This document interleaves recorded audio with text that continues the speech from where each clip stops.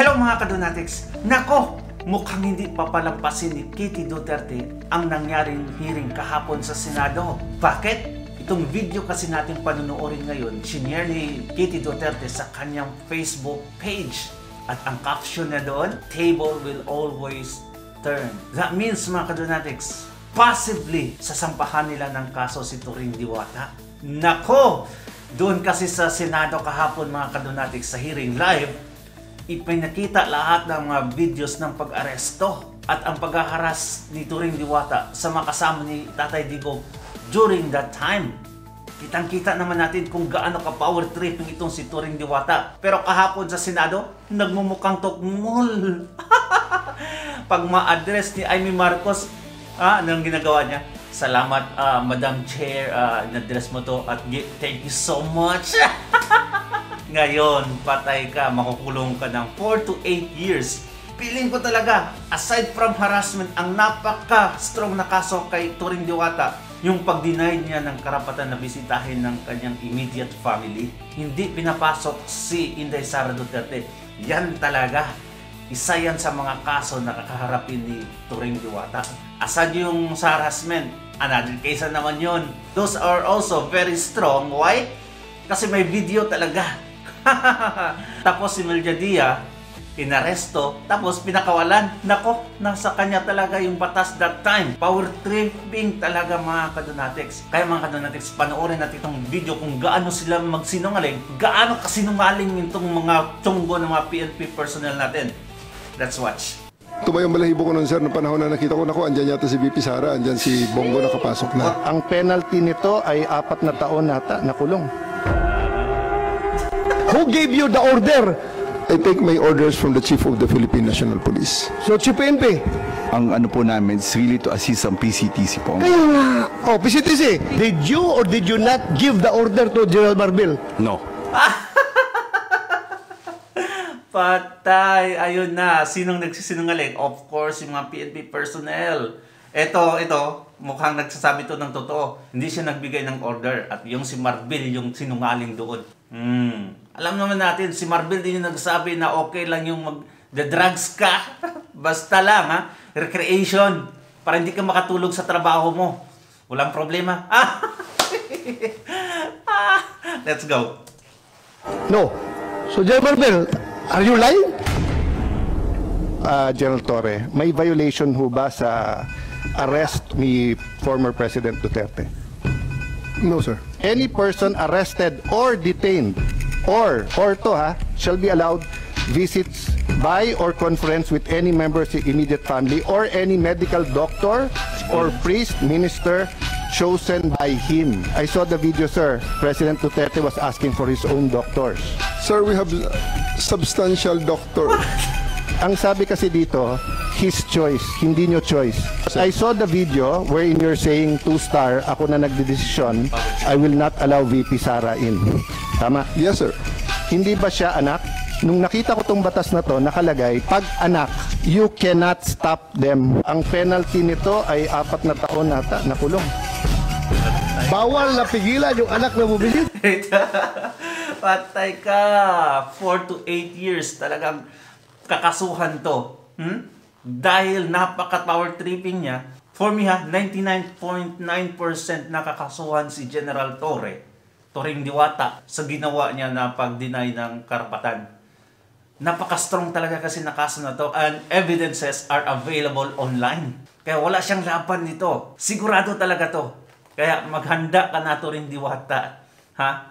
Table will always turn talaga. Gulong ng palad, not always on the top. And sometimes you are at the bottom. So it's your call to violate the law. Yung doctors ho ba ni President Duterte certified him fit to travel? It's not part of the procedure for his private doctors for that to do that, sir. It will be the government doctors who will be taking that's not true, sir. Ang nakalagay ho dito sa batas, it can be his doctors. Magiging inutil yung batas if you invite your doctors and then they cannot certify. So, mangyayari nun, if they certify hindi pwede, sinertify ng government doctor pwede, korte ang magsasabi at kakasuhan yung doktor na nagkakamali. But if you tell me, sir, okay naman siya, o tignan mo. The law is clear eh. Hindi naman ikaw magsasabing sufficiente, hindi. But you're supposed to allow all of his doctors in right away, and you're supposed to allow his family members there and not deny them. So, Akala kasi talaga nila itong mga sinungaling ng mga PNP personnel natin, okay na, ha? Nasa top na sila at hindi sila imbestigahan. Ngayon, tingnan nyo, nagmukhang mga tukmo. Talagang walang law that time. Mismo na, ha? Ang law enforcer, yung hindi nagpa-follow ng law, siya na mismo nag-interpret ng saligang batas. At that time, at mali pa talaga. Kaya ngayon, God is always good, mga kadonatics. God is always watching. And God will not let the oppressed to be oppressed forever. Our prayers are heard, mga kadonatics. Kaya nga sabi ng Biblia, there's power in prayer. Let's go. So, who give the order? Sino nagbigay sa'yo ng order? Sir, I have a team. You're the one there. Wala si SOG doon. Ikaw ang nagkarga sa kanya sa aeroplano. Kaya tinatanong kita, who gave you the order? Still, sir, I take my orders from the Chief of the Philippine National Police. So, Chief PNP. It's always the guidance that ang ano po namin is really to assist ang PCTC po. Kaya nga. Oh, PCTC, did you or did you not give the order to General Marbil? No. No. So, General Marbil, are you lying? So I'm not lying, but I just want to have the executive privilege po Ayun regarding na. this matter. This Ay, operation. nandito na tayo eh. Executive privilege ka dyan. Bakit naging executive privilege? Kanina, sinabi mo, PCTC ang nagbigay ng order. Ngayon, mag-executive privilege ka. Sino-sino na tinuro mo? That's why we didn't want to attend the last hearing Privilege. because this is what we were expecting, ma'am. We didn't want to be bullied. We are not bullying you, sir. Ha? We want the truth. Secretary Remulla, I recall that General Torre, nagbigay siya ng interview na sinabi niya, bigyan lang ako ng eroplano. Ako nang bahala dyan. Arrest him and bring him to the Hague. Yun na. Simple as that. Arrest him and bring him to the Hague. Sagot ko lang, sir, bigyan mo ko aeroplano. O di ayos. So, Secretary, Tawa-tawa pa ako. Tawa-tawa pang diwatang to. Kala kasi nila, they're always on the top ng bugo. Let's go. Remulla, nagpa-interview na si General Torre. We're not bullying him. He voluntarily gave this interview. Sinabi niya na siya talaga. Paano ba yun? Sino nag-utos sa kanya? I gave them the advice. That, So kayo number ang one, nagutos? serve the warrant of arrest. And number two, surrender him to the Hague. That's what the law provides. So, sir, you're the one giving the orders. Well, in some ways, because I gave them the legal basis for all the actions that happened.